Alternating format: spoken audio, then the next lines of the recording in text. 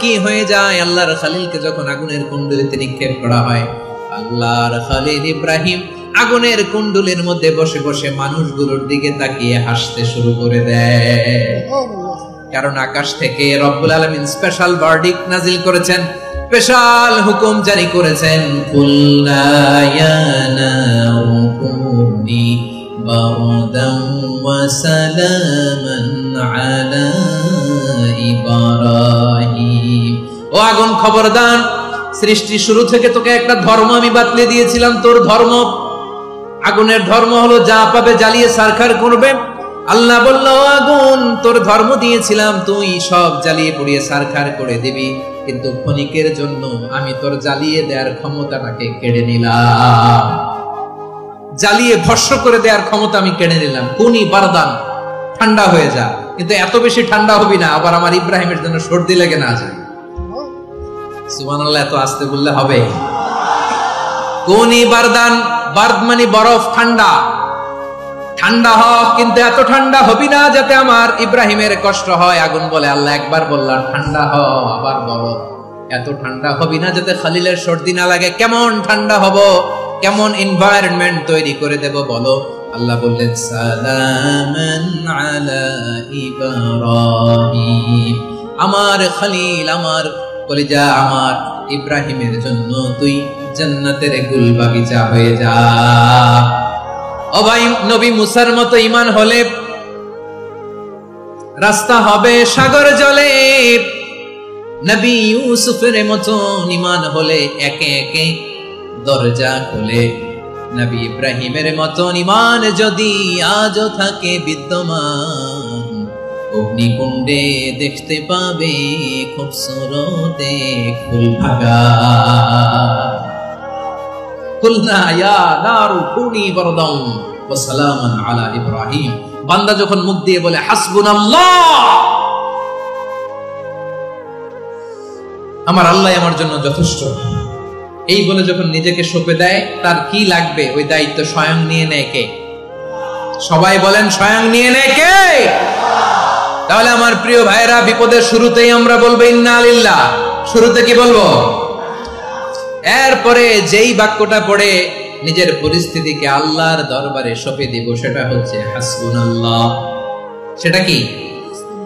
বিষ্ণু বলেন, লা ইয়াজালু লিসানুকা রাতাবান মিন যিকরিল্লাহ, সব সময় আল্লাহর স্মরণ দিয়ে, জিকির দিয়ে জিহ্বাটারে সিক্ত রাখো। আর শয়তানু জাসিমুন আলা কলবি ইবনে আদম, শয়তান বনি আদমের কলবে খামচি মেরে বসে থাকে। ফাইদা যাকারাল্লাহ খানাসা, মানুষ যখন আল্লাহর স্মরণ করে জিকির করে, শয়তান দৌড়ে পালায়। ওয়া ইদা গাফালা ওয়াসওয়াসা, যখনই বনি আদম গাফেল হয়, তখনই শয়তান তার হৃদয়ে ওয়াসওয়াসা দেয়। এজন্য বিপদে পড়লে ইন্না লিল্লাহ, নিজের সব টুকুন করার পরে, নিজের রোল প্লে করার পরে নিজেকে আমরা কি বলে সঁপে দিব? সবাই বলেন, সবাই বলতে হবে, আরো জোরে বলে, মনে থাকবে? বিপদে পড়লে প্রথমে ইন্না লিল্লাহ, এরপরে নিজেকে যখন সঁপে দিব তখন হাসবুনাল্লাহ। এরপরে কঠিন বিপদে যখন বিশ্বনবী পড়তেন তখন কি করতেন? এমন বিপদ মাঝে মাঝে হয় না, দেয়ালে পিঠ থেকে যায়, চোখে মুখে অন্ধকার, কি করব দিশা খুঁজে পাই না, এরকম হয় কখনো? হ্যাঁ, আপনাদের হয়? হয় না? তো জান্নাতে আছেন আপনারা।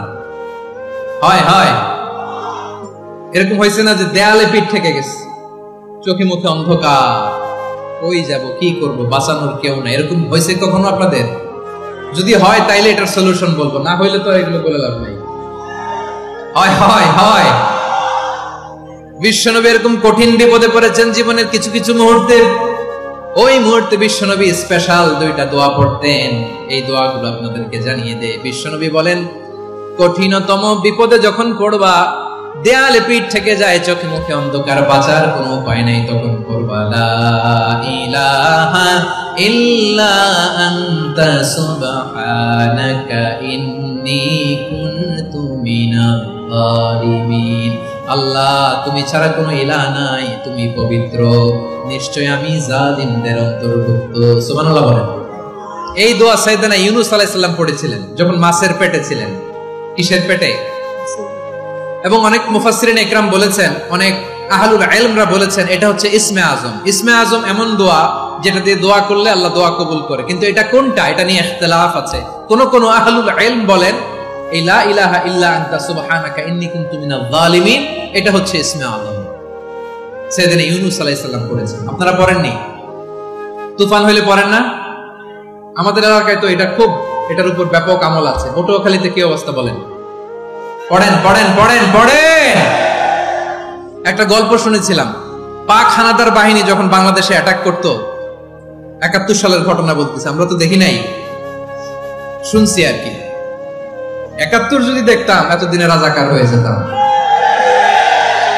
আল্লাহ আমাদেরকে বাঁচাই দিছে, আল্লাহর মেহেরবানি, ঠিক কিনা বলেন? মন মতো হইলে মুক্তিযোদ্ধা, মন মতো না হইলে রাজাকার। কত কিছু দেখলাম এই শাহবাগের বুকে। আল্লাহ ৭১ সালে দেখি নাই, আমরা শুনেছি পাক হানাদার বাহিনী জিজ্ঞেস করত মুসলিম না অমুসলিম চেক করার জন্য, বলতো কালেমা বল, কালেমা বাতাও। তো যারা কালেমা বলতে পারতো পাকিস্তানি বাহিনী নাকি ওদেরকে ছেড়ে দিত, শুনেছি। তো একজনকে, এক বাঙালিরে পেয়ে তার মাথার মধ্যে বন্দুকর নল ধরে বলতেছে কালেমা বল সালে, কালেমা বাতা, কালেমা বল। তো ভয়ের চোটে এই দোয়া পড়া শুরু করছে।